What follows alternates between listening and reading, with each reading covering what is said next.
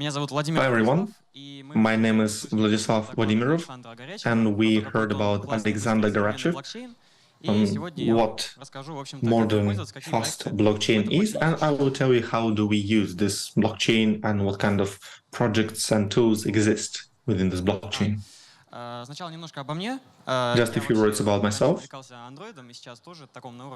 I was into Android previously, but now I delved more into cryptocurrency, into Web 3.0. On the 4th of January 2023, I learned that you can actually mine it. So I didn't know about it because I thought that the Telegram had problems with Ton. So this is how I started. Now the roadmap of Ton. Now we have bridges to Ethereum and to Smart Blockchain. The classical bridges working on the Oracle with this intermediate section. Then we have Ton, basically in all the big exchanges which exist. We have subscription algorithms where you get some fees regularly after a short period of time, after some period of time, so you can subscribe to some channels. You could have paid channels, and you can do many things with it. We have Ton DeFi services for decentralized exchanges, Ton DNS, Size, and Proxy. Basically, we try to create a Web3 internet, but it's just the first version. It will continue to develop and will be even better. We also have a decentralized storage, which runs like regular storage, actually, like torrents. Now, core areas. First, decentralized finance, NFT, and blockchain analysis tools. Let's begin from the DeFi world and say a few words about the wallets that exist and what differs them. First of all, there are custodial and non-custodial wallets. We have custodial wallets, where we don't have our own seed phrase, which means that our assets can be managed by a third party. Usually at exchanges like Binance, those custodial wallets are used. Non-custodial ones are the wallets where you own your seed phrase and can control your assets. With custodial ones, you can't store NFT. Here you can see what differs them. You can see the apps such as TonKeeper and TonHub. With TonKeeper, you can keep your currencies, which can include bitcoins and others. The biggest advantage is the peer-to-peer exchange with the guarantor. There is also an app, TonKeeper and TonHub, non-custodial wallets. They allow you to trace your NFT. You can transfer funds to other wallets. And you can also sell and buy. And you can also use stakes, which is implemented in a very user-friendly way. Now, let's discuss the decentralized exchanges, such as TonFi, Megaton Finance. Well, each of them looks more or less like this. These are the core things that you'll be using. For example, you can choose what you want to exchange and for what. You push the button, select from the drop list. You can distinguish by liquidity, and it can happen that the option you want in exchange is not present at the exchange. However, everything you do is anonymous with a high pace and a high level of security. Now, a few words about Fragment, which made revolution in the world of Ton cryptocurrency. It belongs to Telegram, although it was not created by Telegram, which is an associated team. In fact, it was created by another group of people. It allows you to buy usernames from Telegram, those that are shorter than 4 digits. Previously, they were reserved. Today, you can buy them. You can come up with your username in order to use it for NFT.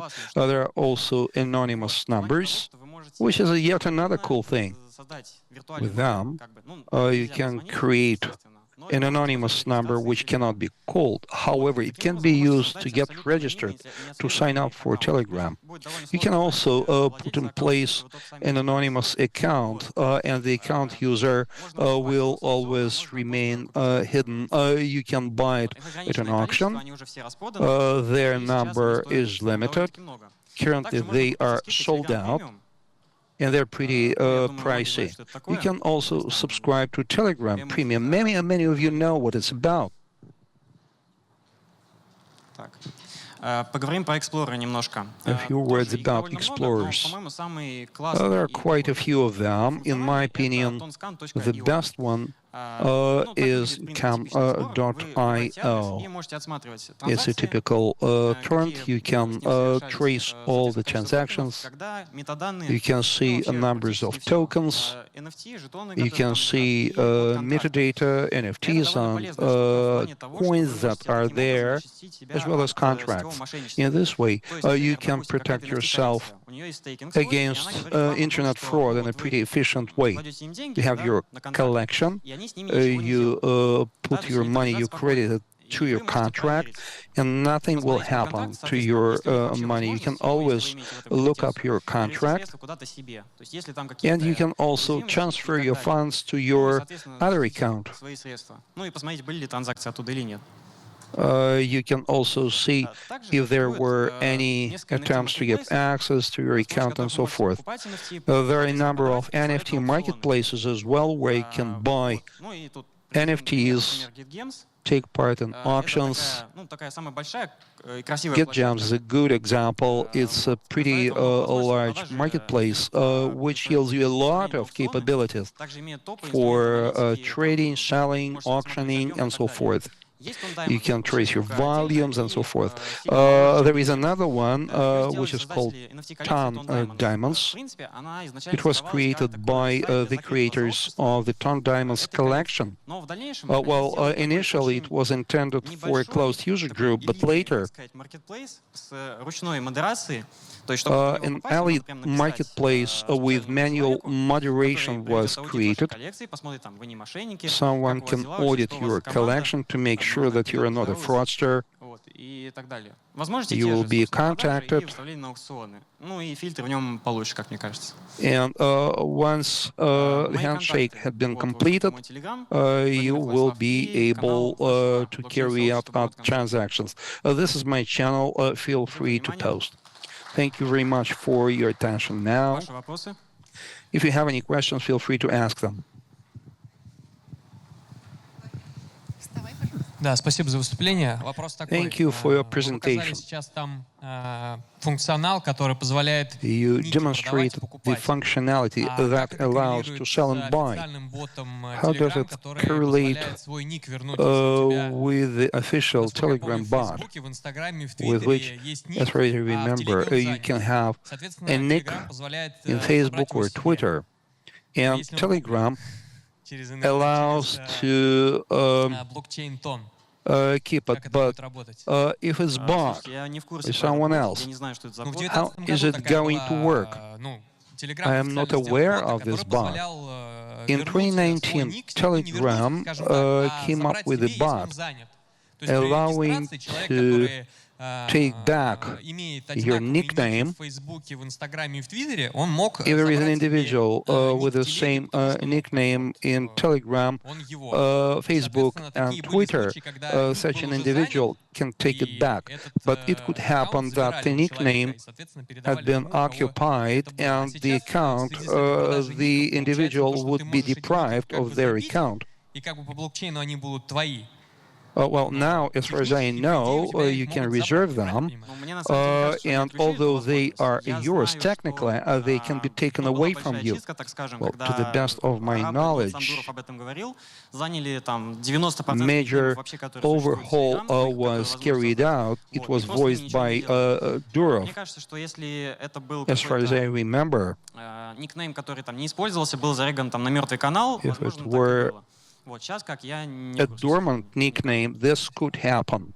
How it happens today, I'm not really sure of. Thank you for your presentation. I'd like to add something in regard to the mobile phone fragment in Telegram. In Telegram, there is an undeclared feature. When you create a new account, your phone is always seen, your number. And all those who have your phone number in their Telegram contacts see it immediately when you sign up, which is not really bad. However, if we, when it comes to 3/8 numbers, those guys, they occupied all the available contacts, and today those 3 individuals can see your phone, which means that the anonymity of Telegram is quite questionable. In this situation, there was a proposal at telegram.org to anonymize the sign-up procedure with Telegram. For this, you can use Telegram X. And when it comes to new sign-up, you will see how many people already have your telephone number in their contacts.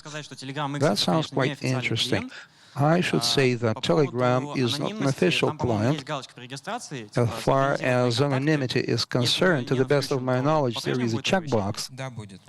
If we don't activate it, there will still be notification.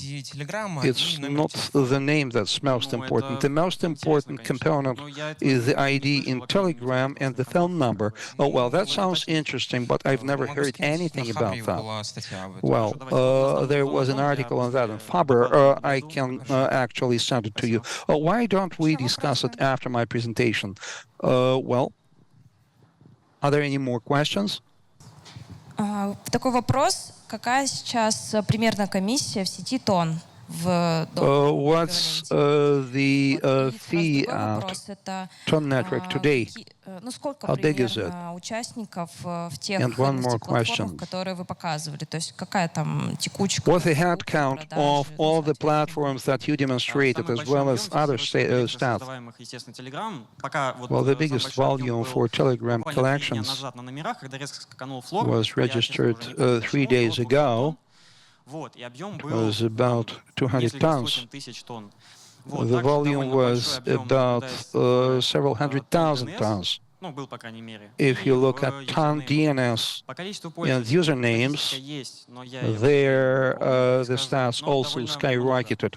We have more accurate stats. Well, I'm in no position to voice it now. However, well. As to the fee, it's about between 2 and 3 cents per transaction. I don't remember. Well, 1 ton is about 150 rubles today. Well, it's minimal commission, minimal fee. What are the prospects of NFT placement on those platforms? Well, is free of charge placement available? So, what are other advantages of this platform?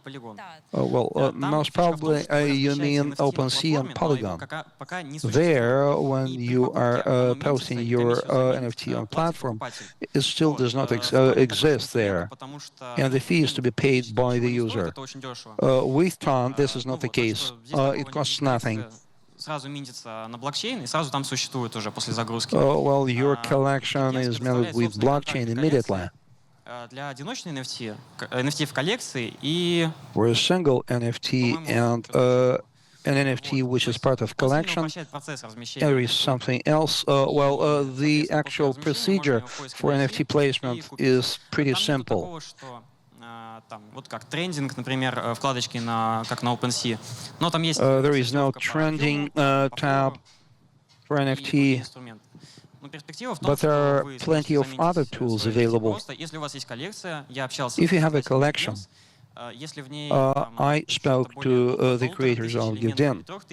If you have between 1,500 and 3,000 contracts, they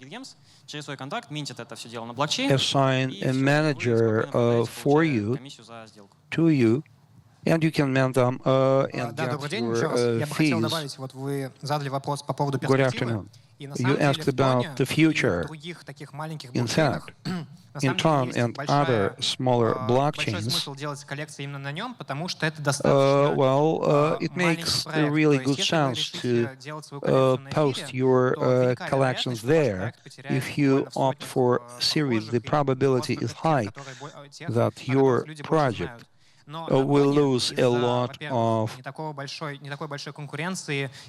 visitors at Tron due to lower competition and cheaper mints. Most likely, thanks to this closeness of the community, it will be easier for you to operate, after which it will be easier for you to expand to larger markets. В принципе, сейчас в последнее время мало чего происходит, и кризис. Quite recently, the activity has been quite slow, and we don't see a huge number of projects, new projects, due to most recent developments. Are you planning to implement EVM on Tron? What do you mean by EVM? I mean having a transport node to migrate from Ethereum to Tron. Главная фишка его, скажем, это динамическая. Мы ее не затрагивали, потому что это очень довольно такая техническая вещь, но факт в том, что as to the sharing procedure that you're speaking about, it's a very technology-intensive thing. We haven't discussed it yet. However, we're planning to come up with an advanced bridge with which it will be really cheap to transfer assets to this network. As to Tron, yes, we have embedded NSDT. Unfortunately, there are very few places where it's used, but such transfer will still be possible. You can find information about that in the web. Выбрать нужно вопрос, который больше всего понравился. What's next? You have to pick the best question. Well, I like the question about NFT. It's purely technical thing. Thank you very much. Thank you.